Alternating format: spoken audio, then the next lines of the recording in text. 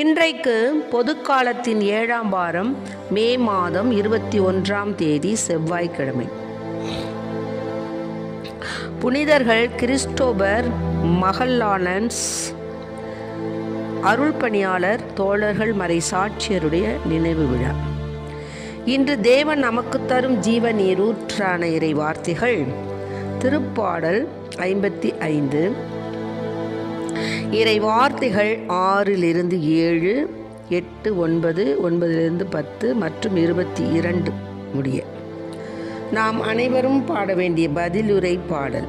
கவலையை ஆண்டவர் மேல் போட்டுவிடு, அவரே உனக்கு ஆதரவு. கவலையை ஆண்டவர் மேல் போட்டுவிடு, அவரே உனக்கு ஆதரவு. நான் சொல்கின்றேன், புறாவுக்கு உள்ளது போன்ற சிறகுகள் எனக்கு யார் அளிப்பார்? நான் பறந்து சென்று இளைப்பாறுவேனே. இதோ நெடும் தொலை சென்று பாலை நிலத்தில் தஞ்சம் புகுந்திருப்பேனே. கவலையை ஆண்டவர் மேல் போட்டுவிடு, அவரே உனக்கு ஆதரவு. இதோ நெடும் தொலை சென்று பாலை நிலத்தில் தஞ்சம் புகுந்திருப்பேனே. பெரும் காற்றினின்றும் புயலினின்றும் தப்பிக்க புகலிடம் தேட விரைந்திருப்பேனே. கவலையை ஆண்டவர் மேல் போட்டுவிடு, அவரே உனக்கு ஆதரவு. என் தலைவரே, அவர்களின் திட்டங்களை குலைத்துவிடும். அவர்களது பேச்சில் குழப்பத்தை உண்டாக்கும். ஏனெனில் நகரில் வன்முறையையும் கலகத்தையும் காண்கின்றேன். கவலையை ஆண்டவர் மேல் போட்டுவிடு, அவரே உனக்கு ஆதரவு.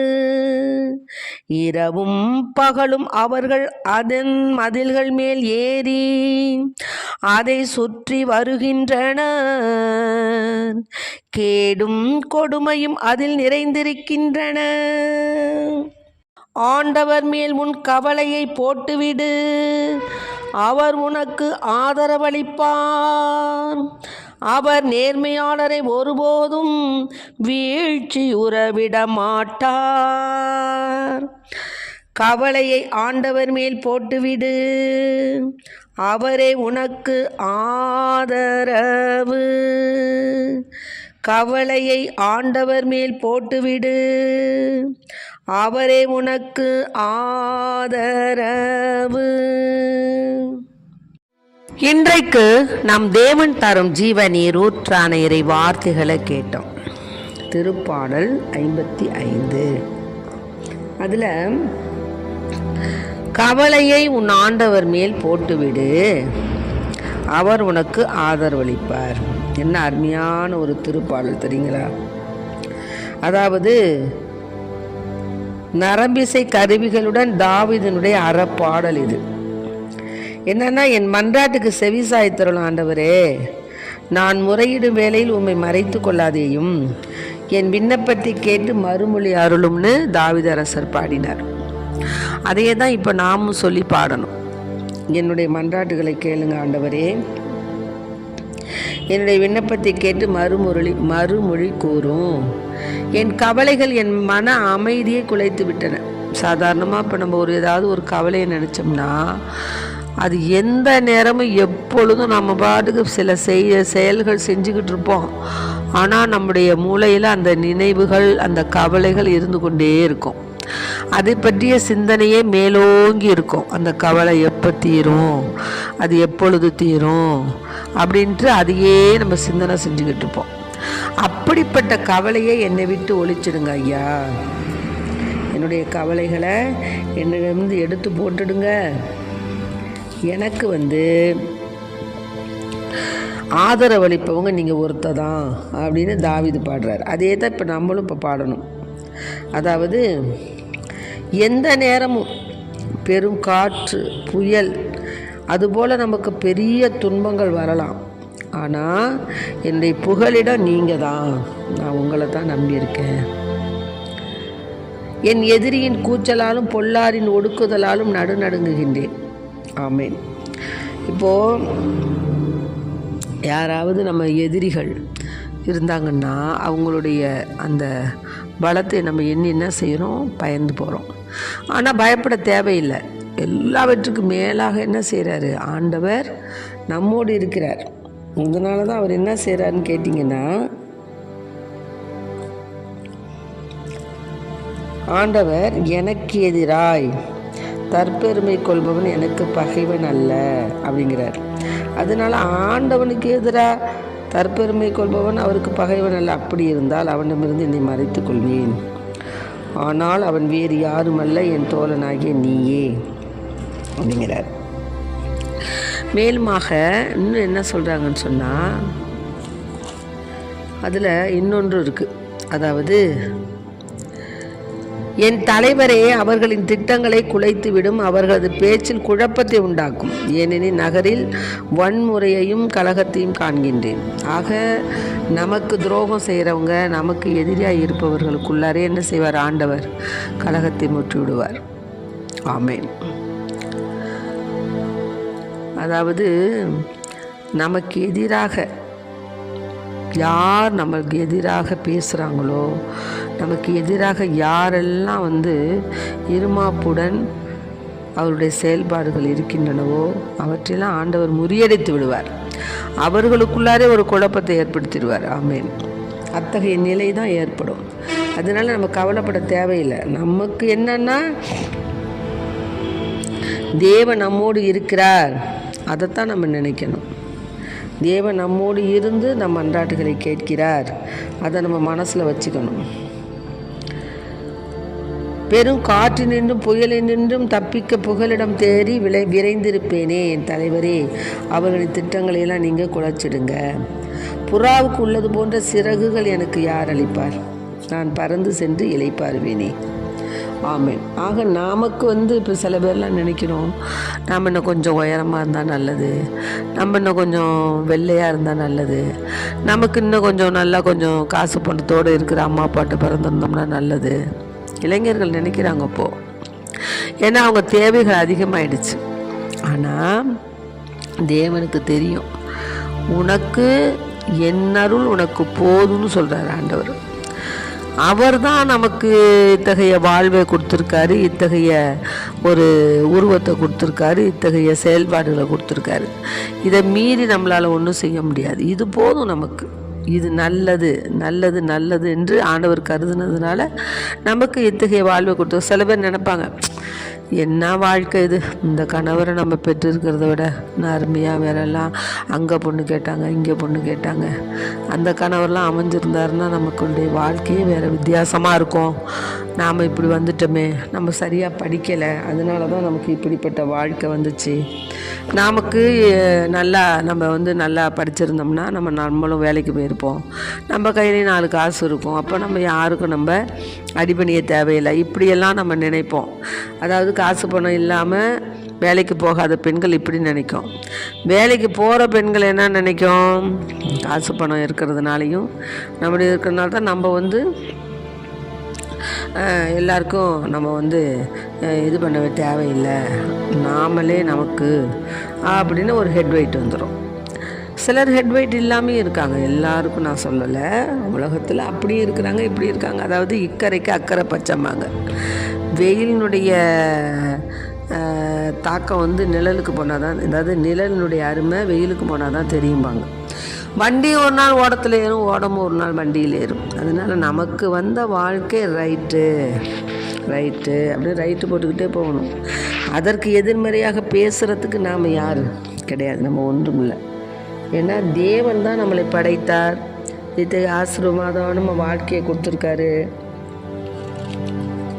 என்னை இழுத்துரைக்கின்றவன் என் எதிரி அல்ல, அப்படி இருந்தால் பொறுத்துக்கொள்வேன். ஆமேன். மேலுமாக நாம் ஒன்று சேர்ந்து உரையாடினோம், கடவுளின் இல்லத்தில் பெரும் கூட்டத்தினரிடையே நடமாடினோம். என் எதிரிகளுக்கு திடீரென சாவு வரட்டும், அவர்கள் உயிரோடு பாதாளத்தில் இறங்கட்டும், ஏனெனில் அவர்கள் தங்குமிடத்தில் அவர்கள் நடுவிலேயே தீமை புகுந்து விட்டது. நான் கடவுளை நோக்கி மன்றாடுகிறேன், ஆண்டவரும் என்னை மீட்டருள்வார். ஆமென். இதுதான் நமக்கு தேவையான வார்த்தை. நான் கடவுளை நோக்கி மன்றாடும் பொழுது ஆண்டவர் நிச்சயமாக என்னை மீட்டருள்வார். அந்த விசுவாசம் வேணும், ஒவ்வொருத்தருக்கும் அந்த விசுவாசம் வேணும்.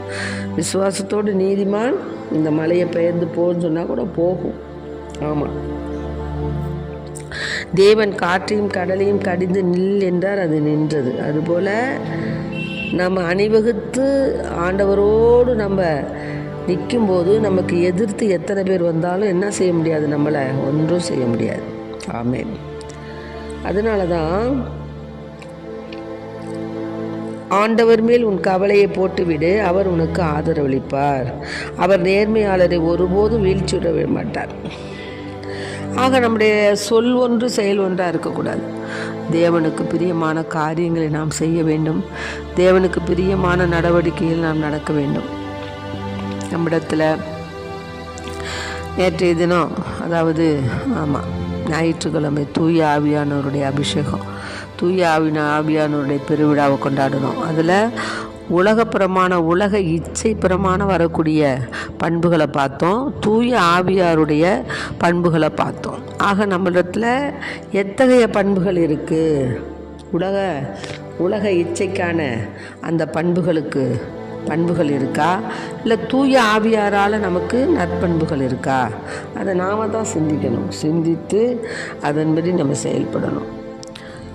பரிவு, அமைதி, மகிழ்ச்சி, விட்டு கொடுக்கக்கூடிய தன்மையுடவளாக இருக்கணும். பிளவு மனப்பான்மை, பொறாமை, கோபம் இதெல்லாம் நமக்கு இருக்கக்கூடாது. ஆகவே அன்பு பிள்ளைகளை, நம்முடைய வாழ்க்கையில் நாம் விட்டு கொடுத்ததுனால யாரும் கெட்டு போக மாட்டாங்க. விட்டு கொடுப்பவன் கெட்டு போக மாட்டான், கெட்டு போகிறவன் தான் விட்டு கொடுக்க மாட்டான். அதனால கணவன் மனைவியிடையே ஒரு ஈகோ இருக்குது. இப்போ பார்த்தீங்கன்னா, நீ பெருசா நான் பெருசான்னு. நான் கூட ஒரு வாட்ஸ்அப்பில் ஒரு காணொளி பார்த்தேன், அது ரொம்ப என் மனசை தொட்டுச்சு. என்னென்னா, கணவர் வீட்டில் அவர் வேலையை முடிச்சுட்டு வீட்டுக்குள்ளே நுழையும் போது மனைவி ஃபோன் பேசிகிட்டு இருக்காங்க, நடுகாலில் உட்காந்து சாப்பிட்டுக்கிட்டு.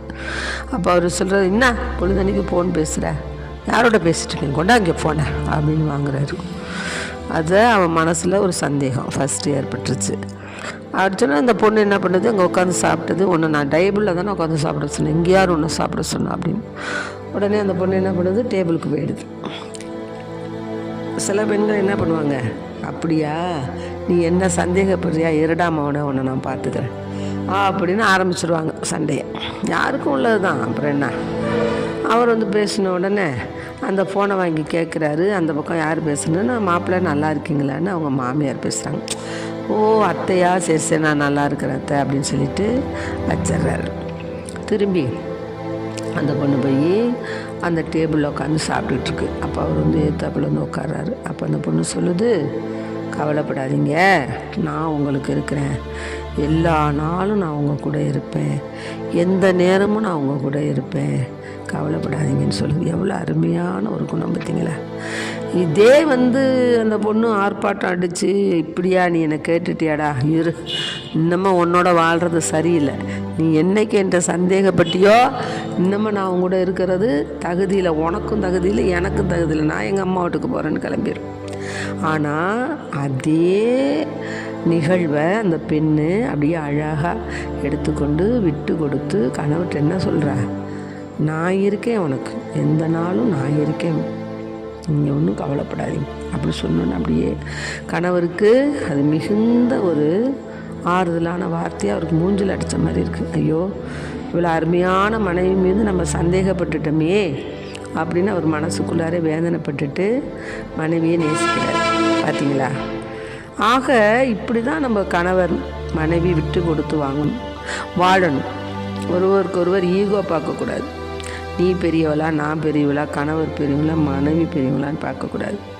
ஏன்னா நம்ம குழந்தைகளுக்காக நம்ம வாழணும். நாம் போகிற சண்டையை குழந்தைங்க பார்த்துக்கிட்டே இருக்குது. அது பார்த்துக்கிட்டே இருந்து அது மனசில் உள்மை நம்ம காயமாக பதிஞ்சிரும். என்னடா வாழ்க்கை, சும்மா அம்மா அப்பா இப்படி தான் அடிச்சுக்கிட்டு இருப்பாங்க அப்படின்னு. ஆக வளரும் பிஞ்சு குழந்தைகளுடைய மனதில் நல்ல விதையை விதைப்பதும் கெட்ட விதையை விதைப்பதும் பெற்றோர்களிடத்துலாம் இருக்குது. அதனால் அருமையான பிள்ளைகளை, உங்களுடைய கவலைகளை ஆண்டவரிடத்தில் ஒப்படைச்சிருங்க. அவர் பார்த்துக்குவார். அவர் பார்த்து உங்களுக்கு எல்லாவற்றையும் நல்லதாக செய்வார். எல்லா இன்பங்கள் துன்பங்கள் எல்லாவற்றையும் சரி செய்து விடுவார். உன் பிள்ளை படிச்சுட்டு அடுத்தபடியாக என்ன படிக்கணும்னு யோசனை பண்ணிட்டு இருக்கியா, ஆண்டவரத்தில் ஒப்படைச்சிரும். அவர் ஏற்கனவே உனக்கு உன் பிள்ளை என்னென்ன வேலை பார்க்கணும், என்னென்ன படிக்கணுங்கிறதெல்லாம் திட்டம் போட்டார். அந்த திட்டத்தை உனக்கு காண்பிப்பார். நம்பிக்கையோடு ஜெபம் பண்ணு.